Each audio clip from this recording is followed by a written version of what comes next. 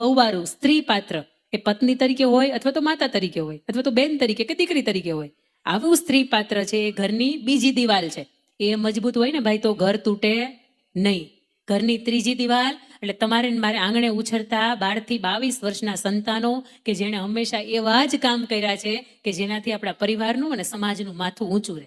એને એક પણ કામ એવા નથી કર્યા જેનાથી આપણે બધા મરમંડપની વચ્ચે એક પણ વખત પણ માથું નીચું રાખવું પડે. અને ઘરની ચોથી દિવાલ એટલે આપણા મા બાપ. ઘણાને માં કેવું છે પણ એના જીવનની અંદર એવું કોઈ પાત્ર નથી કે એની માં કહી શકે.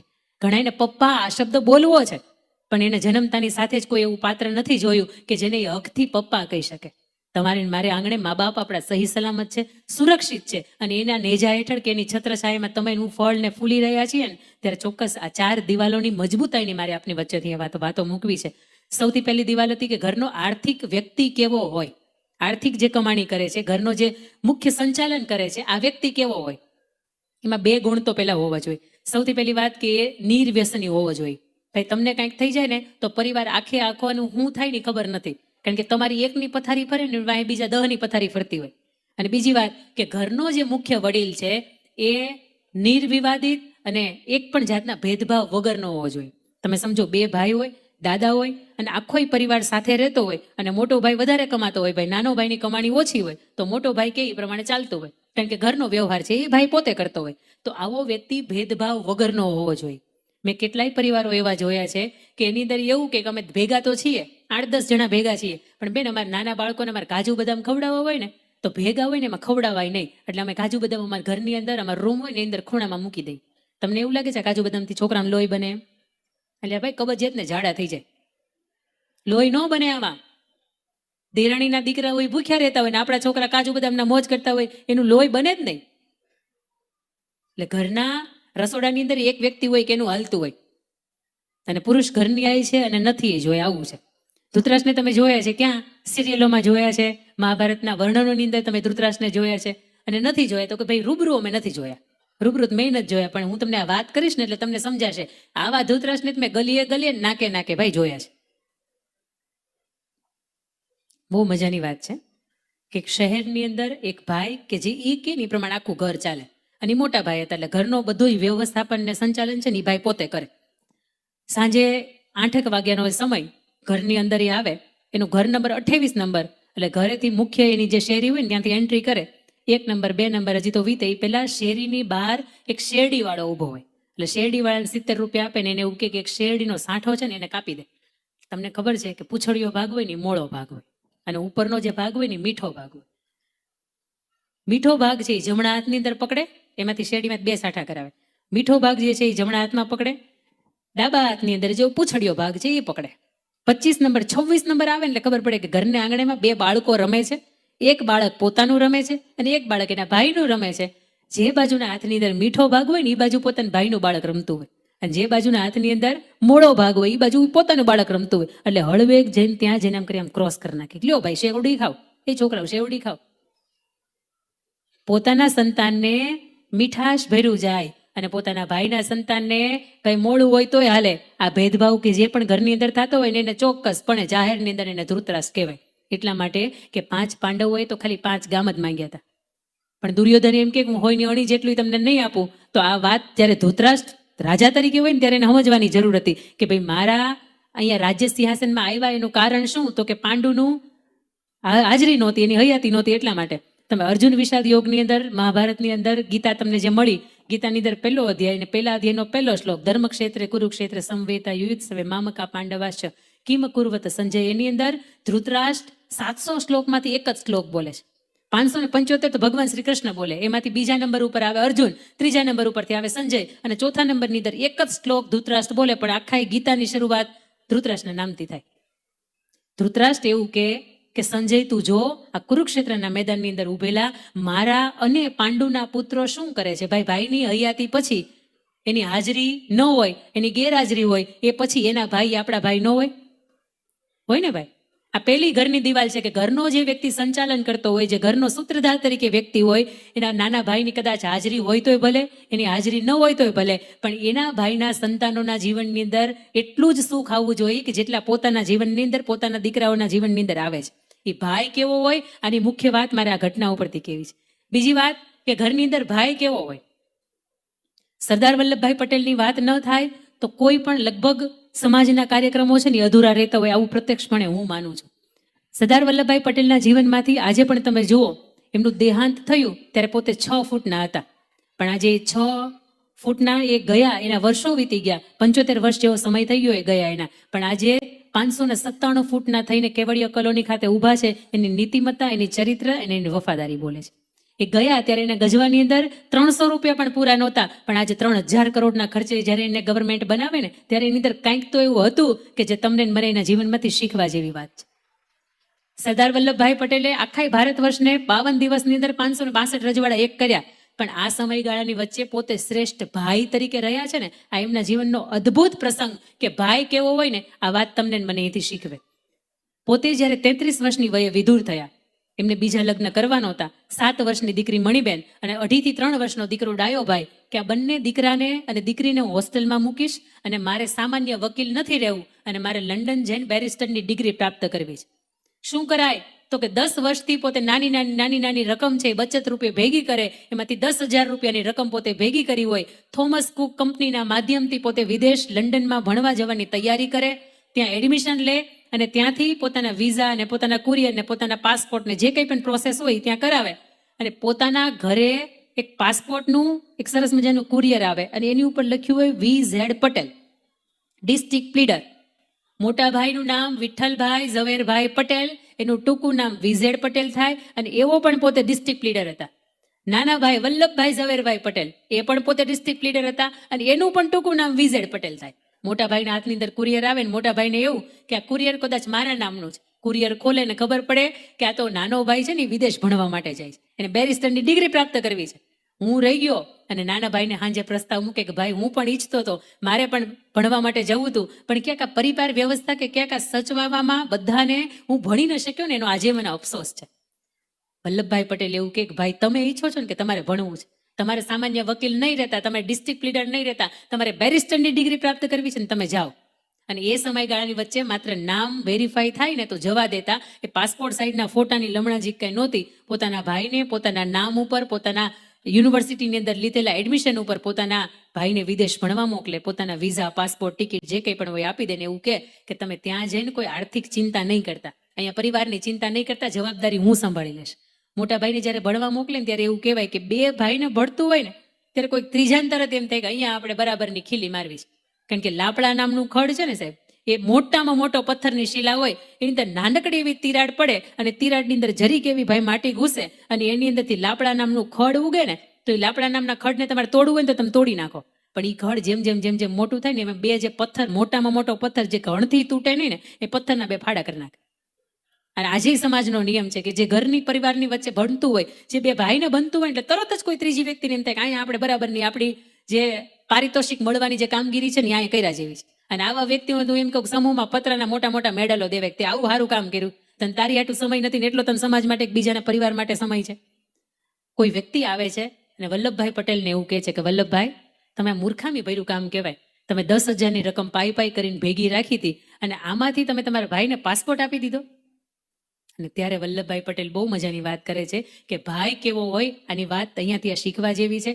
વલ્લભભાઈ પટેલ એવું કહે છે કે મારા ભાઈ માટે પાસપોર્ટ નહીં, આ પ્રાણ પણ આપવાના થાય ને તો હું આપી દઉં. કારણ કે જે ભાઈનો નહીં એ કોઈનો નહીં. અને આ કથામૃત એટલે આ મહાભારતની સાથે સાથે આપણને જે રામાયણ મળી ને એની કથામૃત છે, આ એનું અમૃત બીજ છે. અને રામાયણના જીવનની અંદરથી રામને જો હૃદયની અંદર ધરબી દઈએ અને રામના જીવનની જો એકાદી વાત પણ જીવનમાં લાગી જાય ને તો સાહેબ આ 7 દિવસ અહીંયા તમે મંચના આંગણે આવો છો, આ શ્રવણ કરો છો અને તમે જમીને જાઓ છો ને તો લેખે છે. રામના જીવનમાંથી ભાઈ તરીકે પોતે ભાઈ તરીકે કહેવાયા છે એનો અદ્ભુત પ્રસંગ મારે આપને કહેવો છે કે જ્યારે 14 વર્ષનો વનવાસ મળે એ પહેલાની પૂર્વ સંધ્યાએ પ્રભુ શ્રી રામનો રાજ્યાભિષેક થવાનો હોય. વશિષ્ઠ ઋષિ પૂછે કે રામ, રઘુકુળની કોઈ એવી પરંપરા ખરી કે જે આપને ગમતી નથી? એ કોઈ એવી પરંપરા ખરી, કોઈ એવી રીત રિવાજ ખરા કે જેની અંદર તમારો સુધારો લાવવાનો છે? આવતીકાલથી હવે રાજગાદી તમારી છે. અને ત્યારે પ્રભુ શ્રી રામ એવું કે હા, એક રીત એવી છે કે મને એવું લાગે છે કે એમાં સુધારો લાવવાની જરૂર છે. બોલો રામ, એવી કઈ રીત છે? અને ત્યારે પ્રભુ શ્રી રામ એવું કે મારા 4 ભાઈના જન્મ સાથે થયા, અમારા કર્ણવેદ સંસ્કાર સાથે થયા, અમારા યજ્ઞોપવિત સંસ્કાર સાથે થયા, અમે સાથે ભણ્યા, સાથે રમ્યા, અમે જેટલું પણ કામ કર્યું એ બધું અમે સાથે કર્યું. એક જનક દુલારી અમને આપીને એની પાછળ ચારે ચાર બહેનોને અહીંયા જનક રાજાએ આપી, આ ચારે ચારના લગ્ન પણ સાથે થયા. તો જીવનની અંદર એક આજે જ્યારે રાજગાદી સોંપાઈ રહી છે, અયોધ્યાનો મુકુટ જ્યારે સોંપાઈ રહ્યો છે, ત્યારે હું એકલો કેમ?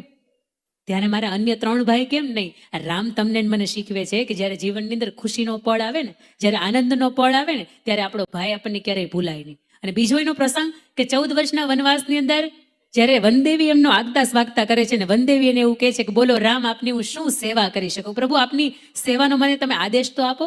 અને ત્યારે પ્રભુ શ્રી રામ એવું કહે કે દેવી, તમારે મારી કઈ સેવા જ કરવી હોય ને તો તમે એક સેવા કરો કે રસ્તાની અંદર ખૂબ કાંટા વાગ્યા હતા, આ કાંટા છે ને એને તમે વીણાવી લો.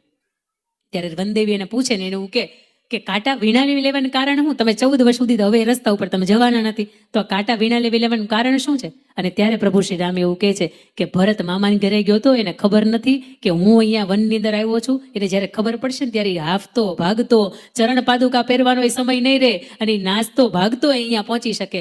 મને કાંટા વાગે ને તો મને પોસાય, પણ મારા ભાઈને કાંટા ન વાગવા છે. રામના જીવનમાંથી આ એક શીખ લઈએ ને તો એ ભાઈ તરીકે સાહેબ તમે સફળ જીવન જીવીને જાઓ. ભાઈ તરીકે ઉત્તમ કેવી રીતે કહી શકાય? બીજી મારે રામાયણના જીવનની એક પ્રસંગોની એક મારા પાત્રની વાત કરવી છે કે જ્યારે રામનું ને રાવણનું યુદ્ધ થતું હતું, પ્રભુ શ્રી રામને પરસેવો વળી ગયો કે રાવણને મારવો કેમ?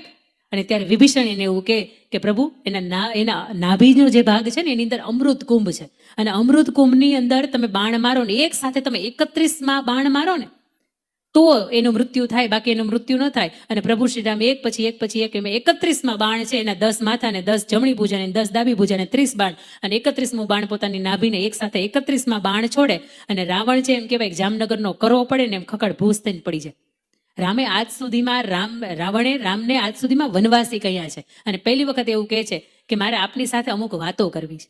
અને ત્યારે લક્ષ્મણને એવું કહે છે કે લક્ષ્મણ આવો, જે વિદ્વાન વ્યક્તિનો અંત સમયગાળો હોય ને ત્યારે આપણે એની પાસે જવું જોઈએ અને એની વિદ્વતા છે ને એને આપણે મેળવવી જોઈએ. લક્ષ્મણ અને પ્રભુ શ્રી રામ એમની પાસે જાય અને રાવણ વાત કરે છે કે હું લંકાપતિ રાવણ 3 લોકને ડગાવું, કૈલાસ પર્વતને મારા હાથની અંદર ઊંચો કરી લઉં, આખી દુનિયાને શનિ નડે, ગ્રહ શનિ નડે, પણ શનિના જીવનની અંદર હું નડું, આટલો બધો શક્તિશાળી, 3 લોકનું મારી પાસે જ્ઞાન, 4 વેદનું જ્ઞાન, 6 પુરાણનું જ્ઞાન, હું વિદ્યાવાદકની અંદર એટલો બધો પારંગત, મારી લંકાને આખી હું સોનાની બનાવી નાખું, આટલો બધો શક્તિશાળીના પવનને હું એમ કહું કે તારે આ બાજુ વાવવાનું તો પવન મને પૂછીને વાય કે કઈ દિશામાં વાવ, આટલો બધી શક્તિશાળી છતાંય આજે હું હાર્યો કેમ? અને તે દિવસે પ્રભુ શ્રી રામ બહુ મજાની 2 વાત કરે છે કે રાવણ જીતવું હોય ને તો ભાઈઓ ભેગા જ હોય, અને જીતવું હોય ને તો અહંકાર મૂકવો પડે. આજે ભાઈઓ ભેગા છે ને એનું કારણ આજે સરસ મજાનો આ જ્ઞાનામૃતનો પ્રસંગ છે ને એ તમે હું આજ સાંભળી રહ્યા છે. તમારે મારો આજ મિલનનું કારણ છે ને એ આજ ભાઈઓ ભેગા છે ને એટલા માટે થઈ રહ્યું છે. એના પછીના ઘરની પહેલી દિવાલ કે ભાઈ મજબૂત હોય ને સાહેબ તો એ ઘર તૂટે નહીં. એના પછી ઘરની બીજી દિવાલ એટલે વહુવારું ઘરનું સ્ત્રી પાત્ર, એ કેવું હોય તો ઘર મજબૂત રહે. બહુ મજાની વાત છે કે અમારા સરપંચ સાહેબ ગમે એટલા મહત્વના હોય, અમારા સરપંચ સાહેબને પૂછી નાખું ગામ કામ કરતું હોય, પ્રમુખ સાહેબને પૂછી નાખું ગામ કામ કરતું હોય, પણ તમે સમજો કે પ્રમુખ સાહેબ 5 કે 10 માણસને ઘરે ચા પાણી પીવા લઈ આવે અને રસોડાની અંદરથી થાળીનો, વાટકાનો, ચમચીનો, ગ્લાસનો, રકાબીનો, પેલી શું કહેવાય તપેલીનો, ચાખાંડના ડબ્બાનો ધડાધડ અવાજ આવે ને એટલે મહેમાનને શું લાગે ખબર છે? ઉતરવાનું હતું અહીંયા મોડાસા ને આવી ગયું આનંદપુર, સ્ટેશન ખોટું પકડાઈ ગયું ભાઈ. અને જેના ઘરની તમને ચા ઉગે ને તો સમજો કે એના ઘરની જે ચા છે ને એ હેતથી બનાવી છે, ભાવથી બનાવી છે ને વાત્સલ્યની સાથે બનાવી. બાકી ઘણી ઘરની તમે જાઓ ચા ઉગે ને એટલે સમજવાનું તો પરાયણનું થયું છે. ચા તો જ ન ઉગે, બાકી તમે કોકની ઘરની ચા પીવો ચા ઉગે નહીં. પણ વહુવારું કેવા હોય, સ્ત્રી પાત્ર કેવું હોય, પત્ની કેવા હોય, અને મજાની મારે વાતો આપના પ્રસંગો, સત્ય પ્રસંગોના માધ્યમથી આપણી વચ્ચે મૂકવી. ત્યારે હસી મજાકમાં હું ઘણી વખત એવું કહેતી ભાઈ પત્ની કેવા હોય. હાર્દિક પંડ્યાને મળ્યા એવા લૂંટેરી દુલ્હન ભાઈ હોય લઈને ભાગી જાય, તમારું બધું એ તમારું, મારું બધું એ મારું, આ તારું મારું હૈયારું, મારું મારા બાપનું, આવું ન થાય ભાઈ. આ તો કે મારું મારી પાસે રહે, તમારું અડધું મારું થાય, એટલે મારું દોઢું ને તમે અડધા. આને પત્ની ન કહેવાય. પત્ની તો સાહેબ એને કહેવાય કે ઘરની અંદર એની હયાતી હોય ને એ એક અસ્તિત્વનું કારણ હોય. ઘરની અંદર ખાલી હાજર હોય અને તમે એમ કહો ને કે ચા મૂકજો, અંદરથી ઓકાર આવે હા બા, અને આદુ મસાલા સરસ મજાના મસાલા નાખેલી ચા બનાવીને આવે, આને ઘરની પત્ની કહેવાય, આને ઘરની વહુવારું કહેવાય. કારણ કે એને અન્નપૂર્ણાનું સ્વરૂપ મળ્યું છે. બીજી વાત કે પત્ની તરીકે રામાયણની અંદર બહુ મજાની સીતાજીના જીવનની વાત છે કે સીતાજીને જ્યારે પ્રભુ શ્રીરામના સરસ મજાનો વિવાહ પ્રસંગ હતો ને, સ્વયંવરનો પ્રસંગ હતો, એની અંદર પ્રભુ શ્રી રામે ખૂબ સરસ મજાની ભેટ સીતાજીને એના લગ્ન વખતે આપી હતી. 2 ભેટ આપી હતી. એક ભેટની અંદર આપી હતી એને ચૂડામણી માથા ઉપર પહેરવાની જે હોય, અને બીજી ભેટમાં આપ્યું હતું એક વચન. અને વચન એવું આપ્યું હતું કે મારા જીવનની અંદર દેવી તમારા આવ્યા પછી કોઈ પણ સ્ત્રીનો પ્રવેશ થશે નહીં. મારા પિતાશ્રીને ભલે 3 રાણી હોય, પણ મારા જીવનની અંદર તમે એક કાયમીને માટે રહેશો. આ સ્ત્રીને સન્માન ક્યારે મળી શકે? આ સ્ત્રીને સન્માન ત્યારે મળી શકે કે જેનું ચરિત્ર ઉજળું હોય.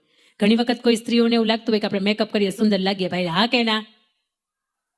હા પાડે પાછા. બોલો, જો સમજો, તમે મેકઅપથી સુંદર લાગતા હોય ને, તમે મેકઅપથી સુંદર લાગતા હોય ને, તો જે મેકઅપના તમે 5-5 હજાર રૂપિયા આપ્યા હોય, 6-6 હજાર આપ્યા હોય, કે દુલ્હનને પૂછો 10 હજાર રૂપિયા આપ્યા હોય, હાંજ થાય અને તમે તમારા કપડાં ચેન્જ કરો, સાદા કપડાની અંદર તમે આવી જાઓ, તો એ જે મેકઅપના તમે 6-6, 8-8 હજાર આપ્યા હોય ને તમે ગઈને કેમ કાઢો? એને રહેવા દો ને ભાઈ, એનાથી તમે ઉજળા લાગો છો, એનાથી તમે સુંદર લાગો છો. એ એટલા માટે આપણે કાઢી નાખીએ કે એ એવો ખાલી ઢોળ હોય કે જેનાથી આપણે જગતના ચોકની વચ્ચે ખાલી સુંદર લાગીએ, એનાથી ઉજળા ન લાગીએ. પણ જગતની 3 સ્ત્રી છે ને એ સુંદર લાગતી હોય, એ 3 સ્ત્રી ઉજળી લાગતી હોય. એમાંથી પહેલી એવી સ્ત્રી કે જેમનો પતિ વફાદાર હોય, પતિ એવા કોઈ કર્મકાંડ ન કર્યા હોય કે જેનાથી પરિવારનું અથવા તો એના પત્નીનું માથું નીચું થાય. પતિનો દરેક જાતનો પાસવર્ડ હોય ને એ આપણને ખબર હોય. તમે કેટલાને ખબર છે? હાથ ઊંચો કરજો, હાથ ઊંચો કરજો. હવે ઉભા રે, તમે મને નહીં કહો. અહીંયા બેઠા છે ને પુરુષો, એમાંથી કેટલા એવા પુરુષો છે કે એનો પાસવર્ડ એના પત્નીને ખબર છે? હાથ ઊંચો કરજો. હવે સંખ્યા કેમ ઓછી છે આમાં? તમને એવું છે કે જાણી જાય એમ? તમને એવું છે આપણી ગેલેરી જોઈ જાય, આપણું વોટ્સઅપ જોઈ જાય અને કઈ જોઈ જાય ભવાડો કરે એમ? હા કે ના? તમને આવું કાંઈ બીક જ નથી ને? તો તમારો પાસવર્ડ ભાઈ એને કહેતા કેમ નથી? ઘણા તો કઈ બેંકમાં ખાતા છે ને, બોલો એ ન કે ખાતાની અંદર બેલેન્સ કેટલું છે એ તો તમે ન કહો કઈ નહીં, પણ કઈ બેંકમાં ખાતા છે એ ન ખબર હોય. બોલો, ઘરે ઓલા ફરફરિયા આવે ને ત્યારે બાયુને એમ થાય ના ભાઈ આવું તો અમારે કઈ ખાતું નથી બેન, તારું નથી, તાર ઘરવાળાનું છે ખાતું. એટલે એટીએમ કાર્ડ ખોવાઈ ગયું ને તમે ઘરે મંગાવ્યું હોય ને, ઘણા આવો વહીવટ ઘરે પહોંચાડતા જ નથી. પણ મને એમ થાય કે એકારે ભગવાન દોરી ખેંચે ધડ નારાની અને આપણે ઉપર વયા જાય, કાંઈ ઘરે ખબર ન હોય. બોલો, મેં કેટલાય પરિવારો એવા જોયા છે કે બેનને કાંઈ ખબર જ એને પૂછવામાં આવે ને કે એનો વીમો હતો, તો કે ભગવાનને ખબર. એને એ ન ખબર હોય કે એનો વીમો હતો કે નહીં. કારણ કે આવી વાતો કોઈ દી પાનના ગલ્લેથી વહેલા 2 કલાક પહોંચીએ તો ઘરે કરીએ ને, કોઈ દી પહોંચતા જ નથી. એટલે આવી વાતો કાંઈ થાય નહીં. કેટલી બેંકની અંદર બા તાલી પાડો, સામૂહિક પાડો. આ તાલી પાડવાનો અર્થ હું સમજી શકું છું. સમજાણો? તમને સમજાણો? હા, આ તાલી પાડવાનો અર્થ એ છે કે ઘરે અડધી કલાક વહેલા આવો, તમારો દિવસ કેવો રહ્યો એ કયો, ક્યાંક જમીન નવી લીધી હોય, ક્યાંક સોદા ચિઠ્ઠી બનાવી હોય તો એ ઘરમાં કયો કે અહીંયા જમીન રાખી. એકાદી કોઈ પણ નવા જૂની કાંઈ પણ કાર્યક્રમ કર્યો હોય ને તો કયો, અથવા તો ઘરની માથે તમારા માથા ઉપર કરજ કેટલું થઈ ગયું ને એ ઘરે કહેતા જાઓ.